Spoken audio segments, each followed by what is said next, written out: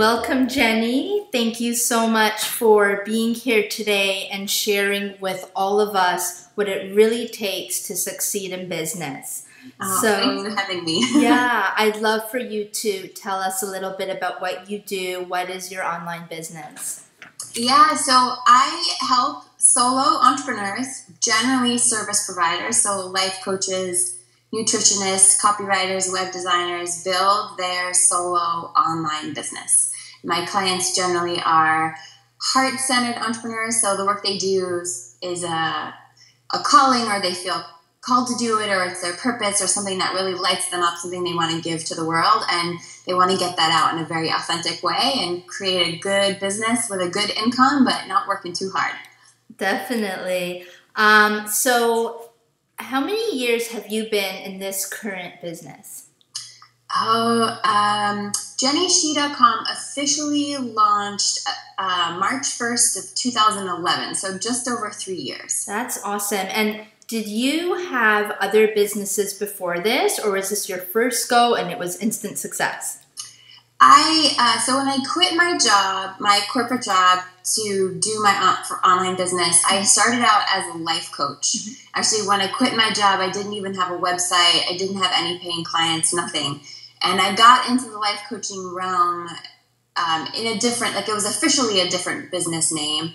And I started doing that, but to bring in more money, I also started working as a virtual assistant. And then along the way, I realized I didn't really like being a life coach. It wasn't really what I meant to do, and I started focusing more on the virtual assistant work. And then I realized, this should just be JennyShih.com. So I kind of officially closed my life coaching business and restarted as JennyShih.com.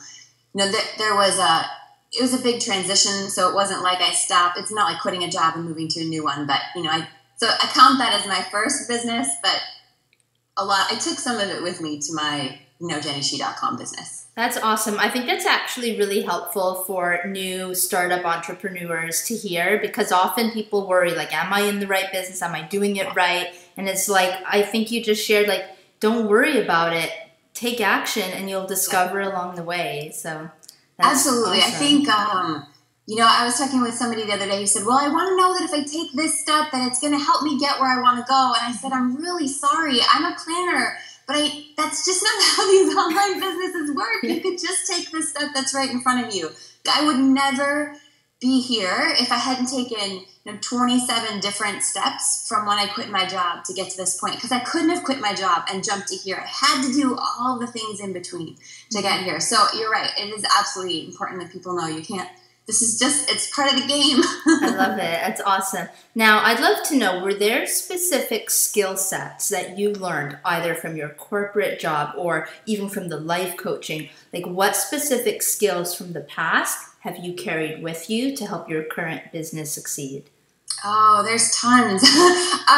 Let's see. I would say, so I went to school for engineering. I have an engineering degree. And I would say even back into engineering school, which I hated, by the way. I was miserable in engineering school, but I didn't know what else to do. So I just was grin and bear and get through it.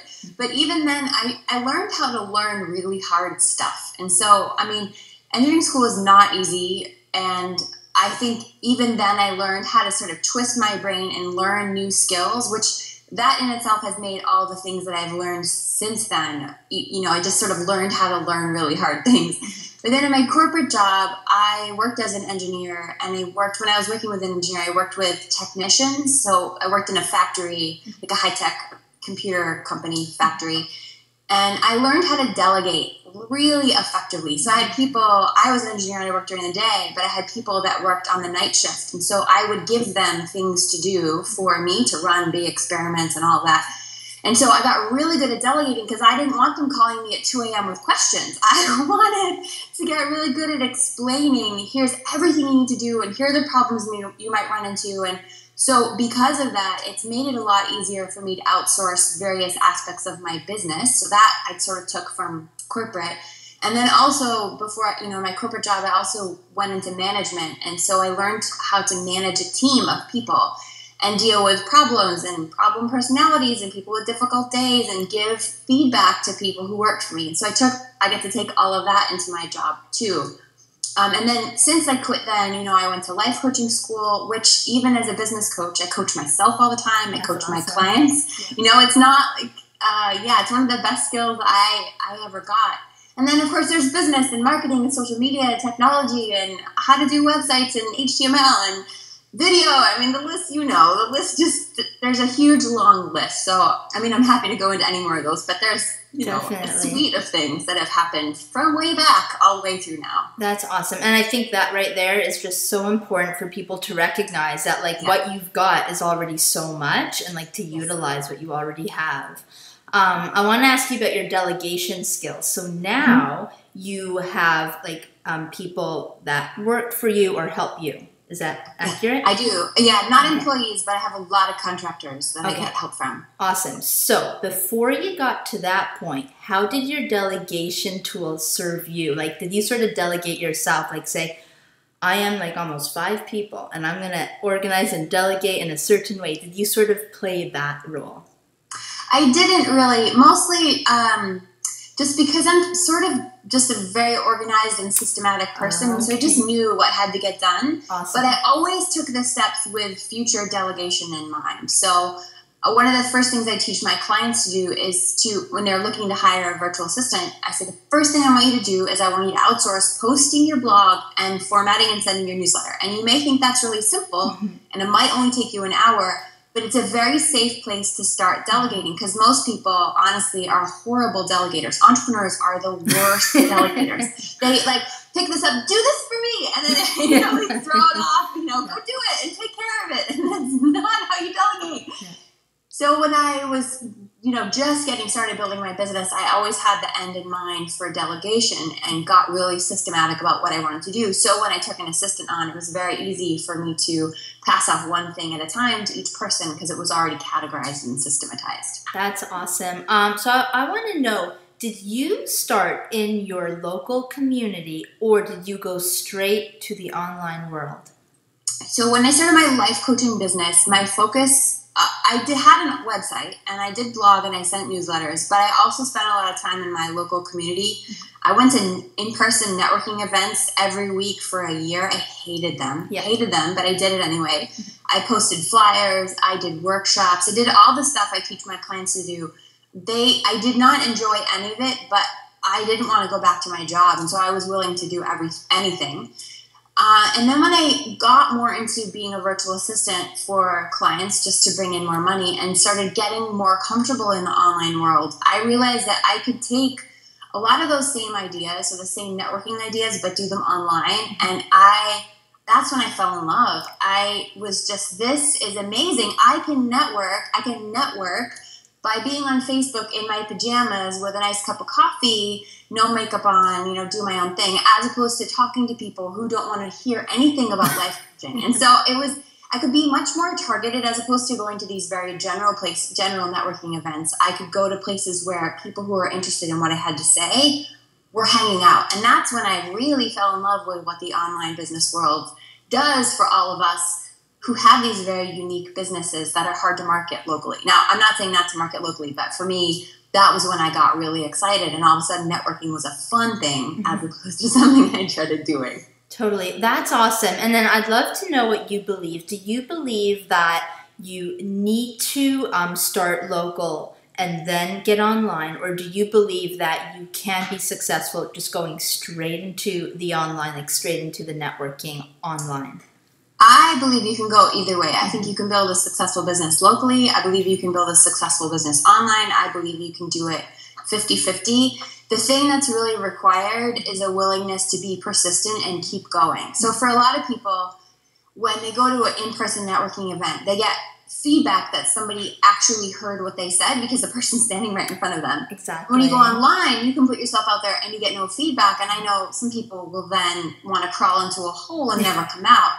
You can't play that game online. So online, you have to keep going even if you don't get any feedback. If you don't get any comments on your blog, if you don't get any replies to your post, you have to keep at it. So it's really a matter of personality. And some people just do better in person. They like the in-person interaction. Me, in person is good, but I'm an introvert. I'd rather just be in my office. Yeah. And so it's really a matter of doing what you want and being persistent and keep going. Like I teach my clients, everything you want to do, I want you to have 7 backup plans to go for it, because you never know what's going to click. So I think it all can work, and each person just has to find their own stride. I think you said so many good things there. Like, people need to rewind. Like, first of all, even just know your personality. Do you actually prefer to be in person, or do you prefer to be more like in your home office, online? And then the idea of like to have the 7 backup plans, like that's brilliant, because sometimes you don't know exactly what is going to end up working. Really? That is awesome. Would you share with us a little bit about the growing stages of, or the growing pains in your business? Well, let's see. So that, when everybody first starts, the hardest part is to get started, because nobody knows you. Everybody starts from zero. I think that's really important for everybody to remember. We all start with nothing, no followers, nobody on our list, no clients, no money, nothing. We all start with 0. It's a really hard place to start, because we have these big aspirations, and we go and tell our friends, hey, I'm a life coach, or I do copywriting. And most of our regular friends are like, what? You're doing what? What's this online thing? They just don't understand. And so we all start from 0 with nothing, and getting those first couple clients, getting those first few blog posts going, and then, going out there, putting yourself out there and not getting anything in return. We've all been there. It's really hard. And that's where a lot of people start to give up. They're like, this is too hard. It's like, no, this is like sort of the make or break point for everybody. Do you persist knowing that you're going to make it work no matter what, and push through and find, like, there is no, I teach, when I work with my clients, I say, these are all the things I know work. I don't know which one's going to work for you, when, with what twist. Love that. Yeah, you can't know, so you have to do it all. And so that's where you sort of have to be blindly persistent and optimistic, and just say, I am going to make it work. So this is the first beginning part.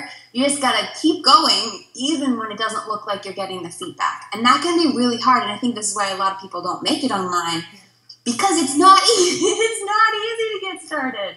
So then, you finally get some clients and you feel good. Okay, I think I can do this. But then it's about really can I make actual real money? You're bringing in a little bit of money, but it's not pay the bills kind of money. So then the next phase is, improving your marketing, improving your reach, raising your prices, building a strong reputation, spreading the word about what you do, building your list. So that's sort of the next place you have to push. So, people think they put a website up and now the whole world should know about them. No, you put a website up and now you got to tell the world that you exist and where to find you and why you're worth finding.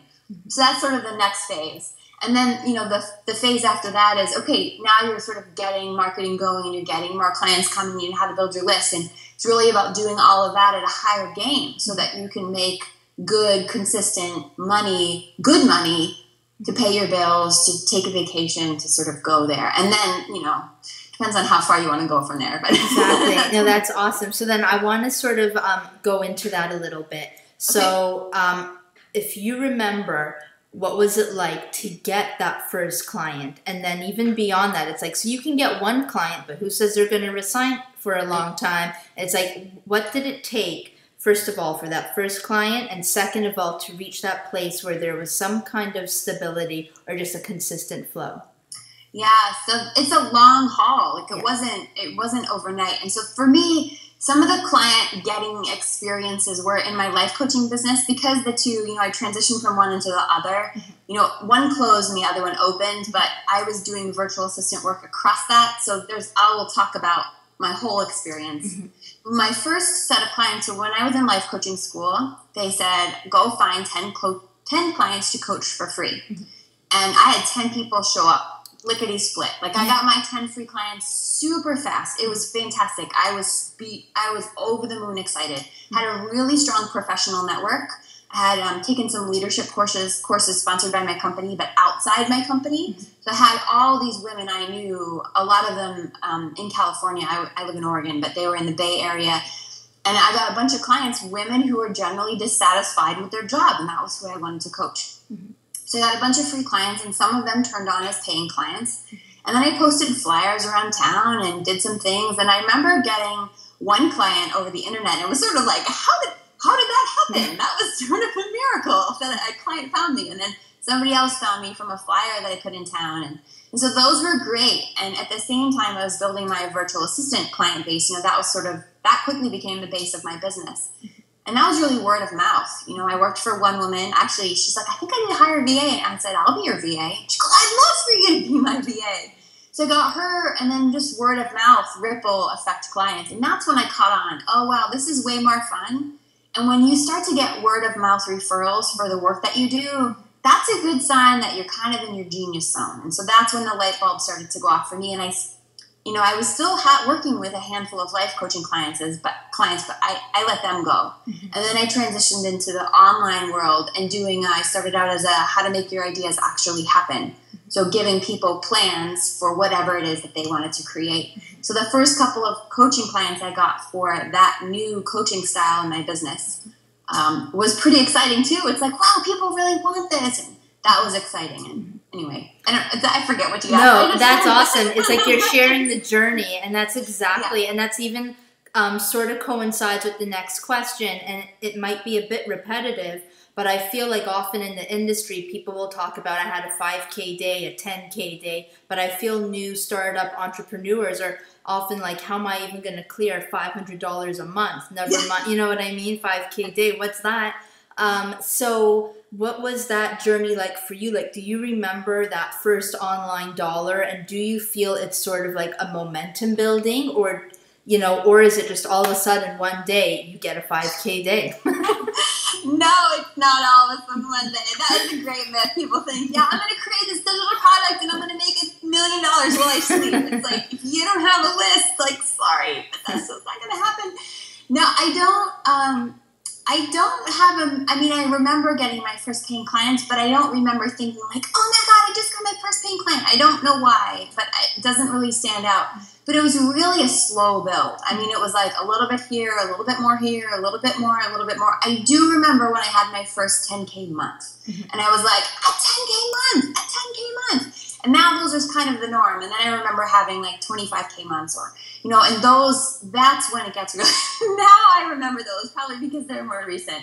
But it's a slow thing, when there's a spike, you get a spike and then it's low again. I'm thinking about the graph, my bookkeeping graph. A spike and then low and then a spike and then low. And it's like, what was happening? And I started to get curious about what was really making things work in my business. And so, some of the big things that allowed for big bumps in income to happen where the more I focused on what I really enjoyed and what I was really good at, whenever I did that, there was always a bump in the number of clients. Whenever I took a big risk, but like a calculated risk to put something out there or to do something new, that generally generated a big bump in income. When I learned a ton about marketing and practice, had a whole bunch of very mediocre class sales, and then bam, I finally got it. Like, oh, this is how you're supposed to market. That was a big spike in income, general things like that. And then the latest one, which was actually about 1.5 years ago, was when I learned about sales from somebody who's become my super best friend, Kendrick Shope. When I learned about sales from her, that became the next level game changer. And I learned how to have all these consults happening, all these people coming into my business.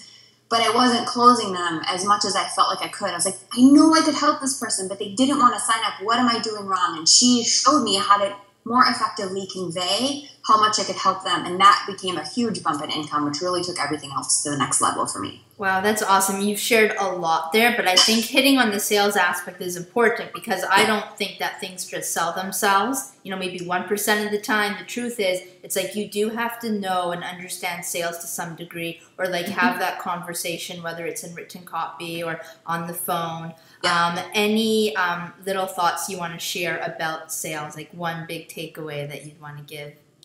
Yeah, and I owe all of this to Kendrick, really. I didn't give 2 thoughts to sales before I knew her. And actually, I get to claim I discovered Kendrick Shope because she wasn't a sales coach. she was just sort of a casual acquaintance, and she offered to help me with sales, and we got off the phone, and I was like, girlfriend, this is what you need to be doing for your business. And she did it, and then she took off because she's a genius.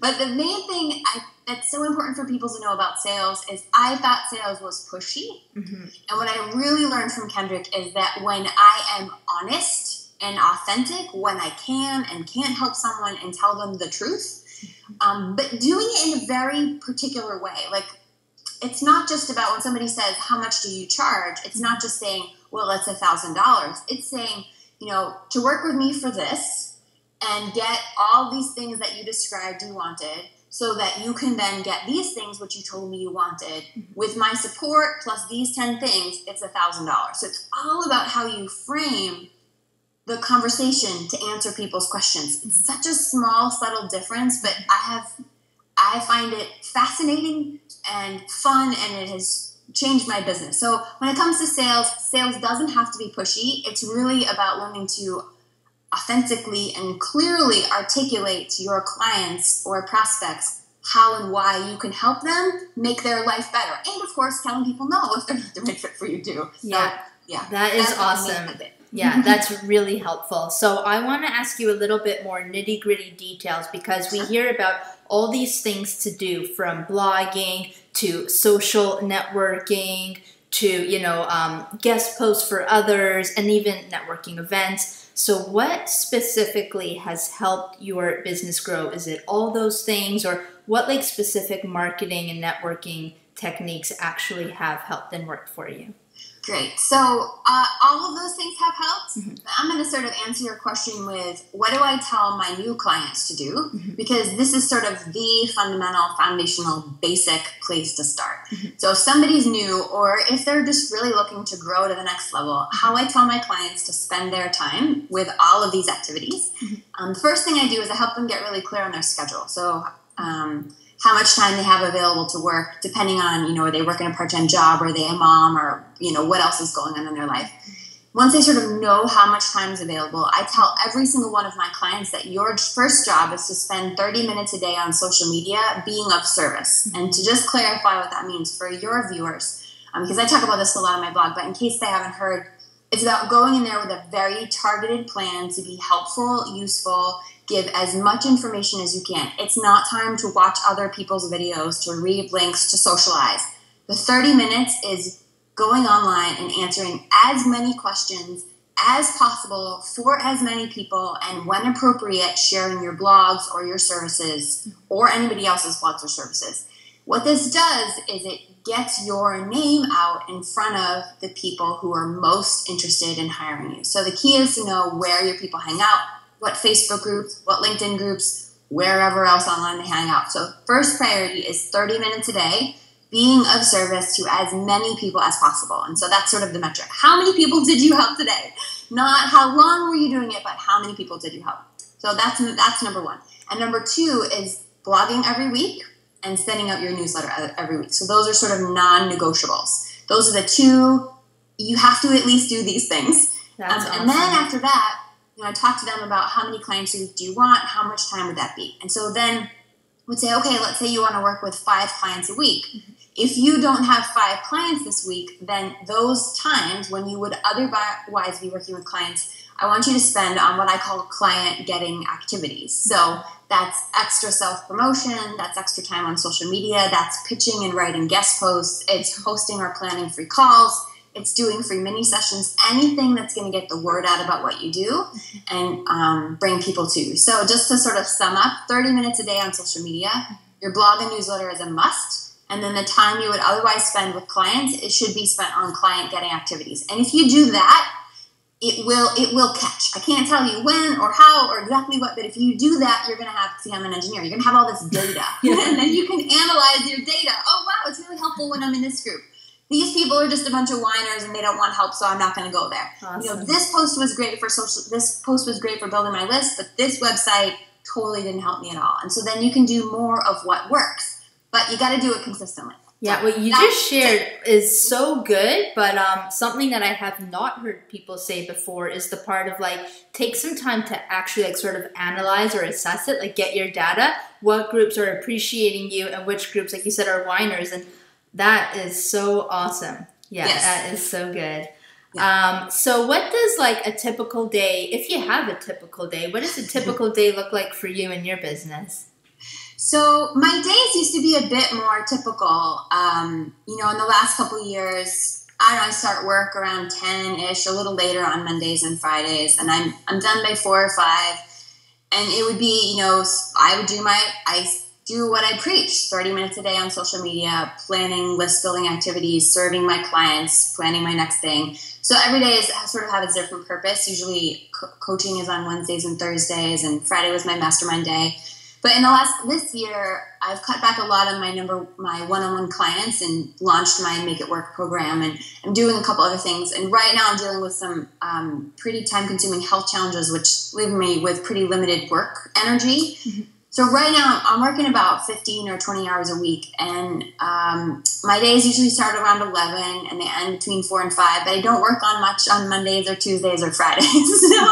So I don't really have a typical day. I don't really have a typical day at this point, except Wednesdays are pretty solid. My personal assistant comes to my house on Wednesday mornings. I work a full coaching day, and then I'm done. But everything else, it's right now it's not typical. But I know what needs to get done. I know what my priorities are each week, and so I just make sure that those things get taken care of, and then everything else is just spent taking care of myself right now. That's awesome. And then I'd love for you to share, because you have, I'd say, one of the best I've ever seen opt-ins. And you've got two. Yeah, you've got like one on systems, and there's one that's like a video and an audio. And they are so good. Like, I hope everyone gets them. But do you want to share just a little micro about those?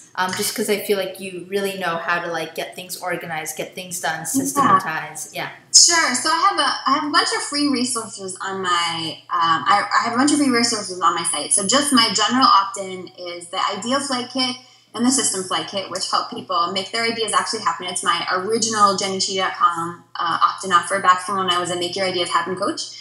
And then the System Flight Kit, which is how to create systems in your business, which was the second iteration of JennyShih.com. It's gone through a lot of iterations. Like I said, you only know the step in front of you. So those are my main opt-ins, but I have a bunch of other free resources. One of my most popular free resources is called, what is it called? Make Money Doing What You Love, a 5-step plan that actually works. Yeah, I think that's the one. It's a 15-minute video that describes sort of what I teach and a lot of what I talked about today for getting new clients, and then it has another 75-minute more in-depth audio training. And so that's one of my most popular ones. And you can download that at getclientsfreetraining.com. Cool. I think that like everyone needs to get that. It was like so good. Yeah. And then I would just love to know. I believe continuing education is always important. I'm guessing you do too. Do you want to share with us a little bit, were there any like classes, or whether it's a book or a course, something that really has helped, or is it just like, do you really think you have to keep learning? Share with us a little bit about that. Perfect. I always say, you know, when I was first getting started, let me just put this caveat in. When I was first getting started, everybody was like, you need to learn about this and this and this. And I felt like I was getting a million things thrown at me. And, you know, 3/4 of them I didn't need to know right now. Like, I didn't need to know the nuances of copywriting. I had so much more to learn than the nuances of copywriting when I was just first getting started. So the first thing I want to say to people, and I actually teach this in my Make Money Doing What You Love, a 5-step plan that actually works. Invest in what you need right now, not what you think you might need later, but what is your gap that you have in your learning right now, and invest in that. And so my first training was in life coaching, and you know, everybody doesn't need to go out and become a life coach, but I'm so glad I did that, even though I don't call myself a life coach anymore. I use the skills for myself all the time. I use them with my clients, and I'm so glad I did it, because it helped me overcome so many fears or doubts that a lot of people face. I knew how to handle them because of my life coach training. That's awesome. Once I got really comfortable with all of that and started working in the online world, I just got willing to learn technical stuff. You know, a lot of people say, well, I don't know how to use technology. Well, I didn't before I did. You know, so learning how to do websites and learning how to do basic HTML and how to do list management and how Aweber works. You know, I had to learn it just like everybody else had to learn it. I didn't come in blessed with that. I didn't learn it from my previous job. So that was sort of the next thing I needed to learn. And after all that was going, I realized I needed to learn more about marketing. I was like, oh, okay, now that I really understand how this works, I actually need to learn about marketing and business. And I thought I didn't have to.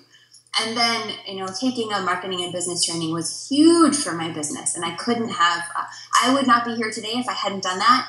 And also I learned I love it. And that's why I teach it all the time. So I started, I took that training and it opened my eyes, and I practiced and I practiced, and I implemented it for about a year. And then I realized I have a knack for this, and started teaching some other people. And I learned more about copywriting, and then I learned about sales, and then I'm learning more about like the intricacies of social media, and who knows what'll be on my list next. So all of those things are important, but I would just say look at what's stopping you right now from taking the next step in your business, and learn that thing. And it's going to be different for everybody. Yeah, that's awesome. That is so good. Any last words of advice or wisdom that you would want to share? Oh, I'm just going to say, if you really, really want it, if you really want it, and if you believe you can have it, you can have it. But it's not going to come easily all the time. There are people out there who have seemingly overnight success stories. Those are true. But that's not the norm. That's sort of luck of the draw. Circumstances worked out that way. For most of us, it's like a couple years of struggle. But the struggle is totally worth the payoff.